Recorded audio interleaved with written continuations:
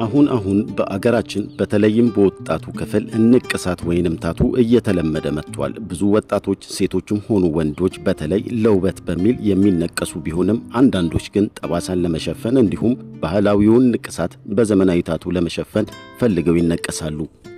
ንቅሳት ምንድነው ለሚለው ጥያቄ በአጭሩ ንቅሳትን ስንገልጸው በዘመናዊም ይሁን በባህላዊ ንቅሳቶች ሹል በሆኑ ነገሮች እየወጉ ቀለምን ቆዳ ውስጥ በመጨመር ጌጦችን የመፍጠር ልምድ ነው ማለት እንችላለን። በዚህ ጉዳይ ላይ ጥቂት የተነቀሱ ወጣቶችን እንዲሁም አንድ የንቅሳት ባለሙያን አነጋግረን የሰጡንን ገጠመኞች እንደሚከተለው እናቀርበዋለን። ጤና ይስጥልኝ፣ እንዴት ከርማችኋል? ቻናላችንን ሰብስክራይብ በማድረግ ያበርቱን፣ ጉልበት ይሁኑን። ጥንዶቹ ፍቅራቸውን ለመግለጽ ሴቷ የወንዱን ወንዱ ደግሞ የሴቷን ስም አሊያም የስም መጀመሪያ ፊደላት መነቀስ የተለመደ ሆኗል ይላል የንቅሳት ባለሙያው ሄኖክ ጥላሁን። ሆኖም በጥንዶቹ መካከል ንፋስ ገብቶ መራራቅ ሲመጣ ለየብቻ ይመጡና ንቅሳቱን ቀይረልን ብለው እንደሚጠይቁትም ያብራራል። ይህንን በመሰሉ አጋጣሚዎች የተሞላውን የንቅሳት ሥራ ሰዎች ሐሳባቸውን ለማንጸባረቅ ያውሉታል። ዮሴፍ ይባላል። 28 ሺህ ብር አውጥቶ በሁለቱም እጆቹ ከትከሻው እስከ መዳፉ አንጓ የውስጤን ሐሳብ ይገልጽልኛል ያላቸውን የተለያዩ ምስሎችና ጽሑፎችን ተነክሷል። ለእሱ የደስታ ምንጭ የሆነው ንቅሳቱ በተመልካቹ ዘንድ ሁለት አይነት አስተያየቶች ይቀርብበታል። አንዱ ምነካ ሲሆን ሌላኛው ደግሞ ያምራል የሚል ነው። ነገር ግን በሚሰራበት አካባቢ ንቅሳቱ እንዳይታይ ከፍተኛ ጥንቃቄ እንደሚያደርግ ይናገራል። ሳምራዊት ተስፋዬና አልዓዛር በተመሳሳይ መነሻ የተለያዩ የሰውነት ክፍላቸውን ተነክሰዋል። ለመሆኑ በአዲስ አበባ ምን አይነት ንቅሳቶች ይዘወተራሉ? ምን ያህል ገንዘብስ ይወጣባቸዋል? ንቅሳት የሚፈልጉ ሰዎች ከተዘጋጀ የንቅሳት ዝርዝር ውስጥ መርጠው ወይንም የፈለጉትን ማንኛውንም አይነት ምስል አሊያም ጽሑፍ ወደ ንቅሳት መቀየር ይቻላል።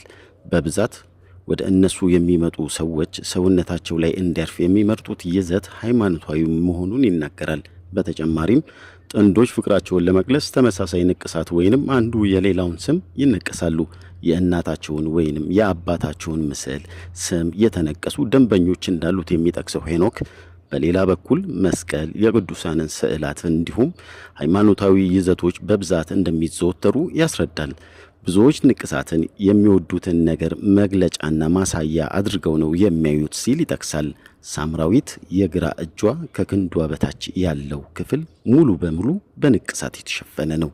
ስለወደደኝ አዳነኝና ቢ ሃፒ የሚሉ ጽሑፎች፣ ሳቅን የሚገልጽ የስሜት ነጸብራቅ ምስል፣ ኢሞጂ፣ አበባ እንዲሁም ሌሎች ምስሎች አሉ።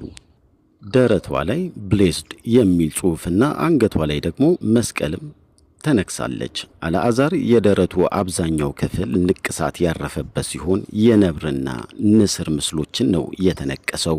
ዮሴፍ ደግሞ አበባ፣ ሰዓት፣ ኮምፓስና መሰል ምስሎችን በቀይና ጥቁር ቀለሞች በእጆቹ ላይ ተነክሷል። ሳምራዊት ለሃይማኖቷ ያላትን ፍቅር ለመግለጽና ውስጧ ያለውን የተለየ ስሜት ለማንጸባረቅ እንደተነቀሰች ትገልጻለች። ዮሴፍና አልዓዛር ውስጣቸው የሚያምንበትንና የሚወዱትን ሐሳብ ሰውነታቸው ላይ እንዲታይ በማለም ነው አካላቸውን በንቅሳት የሸፈኑት። በተለይ አልዓዛር ለቤተሰቦቹ ያለውን ፍቅር ለመግለጽ መነቀሱን ተናግሯል። እነ ሳምራዊት በጠቀሷቸው ምክንያቶች ይነቀሱት እንጂ ሰውነታቸው ላይ ያለ ጠባሳን ለመሸፈን ወይንም ባህላዊ ንቅሳቶችን ወደ ዘመነኛ ለመቀየር ወደ ንቅሳት ቤት የሚያመሩ ሰዎች እንዳሉ ሄኖክ ይገልጻል። የንቅሳት ገበያ አልዓዛር ንቅሳቱን በተለያየ ጊዜ ማድረጉን ያስረዳል። ለዚህም እስከ 20 ሺህ ብር አውጥቶበታል። ሳምራዊት ደግሞ 15 ሺህ ብር በመክፈል ነው ንቅሳቷን ያሰራችው። ዝቅተኛው የንቅሳት ርዝመት 5 ወይንም 6 ሴንቲሜትር እንደሚረዝምና 500 ብር እንደሚያስወጣ ሄኖክ ይገልጻል። ንቅሳቱ ከፍ እያለ ሲሄድ ዋጋ እንደሚጨምር እንዲሁም ጀርባ ላይ የሚሰሩ ንቅሳቶች በአንድ ጊዜ እንደማያልቁና እስከ 3 ቀናት ሊፈጁ እንደሚችሉ ተናግሯል። ይህም እስከ 15 ሺህ ብር የሚወጣበት ነው። ታዲያ ይህ ሥራ ዋና የገቢ ምንጭ ነው የሚለው ሄኖክ በየቀኑ ሥራ አለ ሲል አስረድቷል። ንቅሳትን ለመስራት የሚውሉ መሳሪያዎች ከዘመኑ ጋር እየተጓዙ ነው የሚለው የንቅሳት ባለሙያው ግብአቶችን አገር ውስጥ ማግኘት ግን ፈታኝ መሆኑን እና የንቅሳት መርፌ ሳይቀር ከውጭ ሀገራት እንደሚገባ ይገልጻል። ንቅሳት ላይ ከቴክኖሎጂው በላይ የአርቲስቱ ጉዳይ ወይንም የባለሙያው አቅም ነው ትልቁ ነገር ሲል ይጨምራል። የተመልካቾች አስተያየትና ልዩ ገጠመኞቻቸው። ዮሴፍ ንቅሳቴን ሲያዩ የሚያማትቡ አሉ ይላል። አላዛር ደግሞ አንዳንድ ሰው የሚያኝ እንደ ዱርዬ ነው፣ ባንክ ቤት ስገባ አንዳንድ ሰዎች ቦርሳቸውን የሚደብቁበት ጊዜ አለ ሲል ገልጿል። ሁሉም ሰው አንድ አይደለም፣ ወጣቶቹ ይወዱታል፣ በጣም ያምራል ይላሉ። ሌላው ደግሞ ኔጌቲቭ አስተያየት ነው የሚሰጠው። ለምን እንዲህ አደረግ? በሃይማኖት አይፈቀድም ይላል። ያለችው ደግሞ ሳምራዊት ናት። የንቅሳት ባለሙያው ሄኖክ በስራው ብዙ ነገሮች እንደገጠሙት ይገልጻል። ፍቅረኞች ወይንም ባለትዳሮች ፍቅራቸውን ለማጠንከር በማሰብ ለመነቀስ ወደኛ ይመጣሉ የሚለው ሄኖክ ከተሰራላቸው በኋላ ግን ተመልሰው የሚመጡ አሉ። ይመጡና ይህንን ነገር አልፈለኩትም፣ የዚያን ጊዜ በደንብ አላሰብኩበትም፣ ይህንን ነገር ማጥፋት ፈልጋለሁ ይላሉ።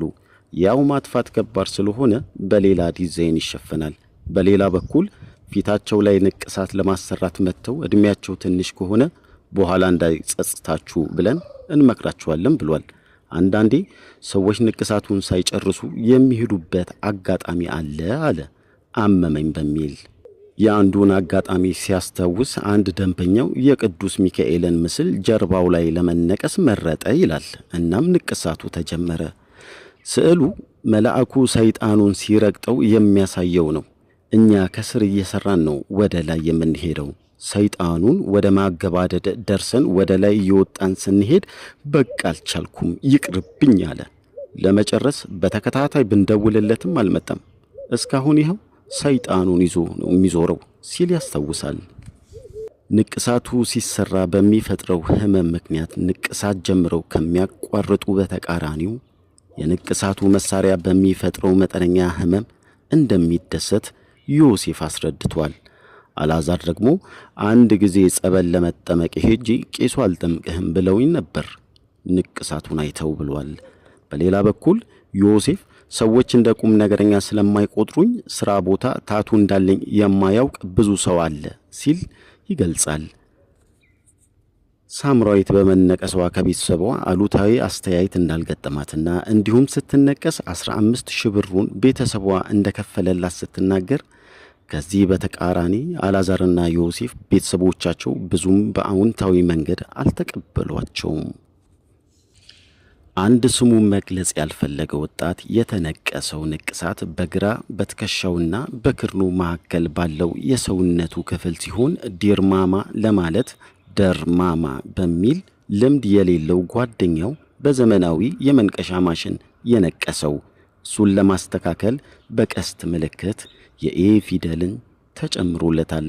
ነገር ግን በንቅሳቱ በጣም ይቆጫል። ለምን ተነቀሱ በማለት እኛ ግን እንላለን። ለማንኛውም ንቅሳት ቋሚ ሲሆን ሰዎች ግን ቀድመው ለንቅሳት የተነሱበትን ፍላጎትና ስሜት በጊዜ ብዛት ሊቀየር እንደማይችል ማረጋገጥ መቻል አለባቸው። በዚህም ምክንያት የተነቀሱ ሰዎች ከ40 ዓመታት በኋላ የሚጸጸቱበት አጋጣሚ እንዳይፈጥሩ ለማለት ያህል ነው። የዛሬውን በዚህ ጨረስኩ። የሳምንት ሰው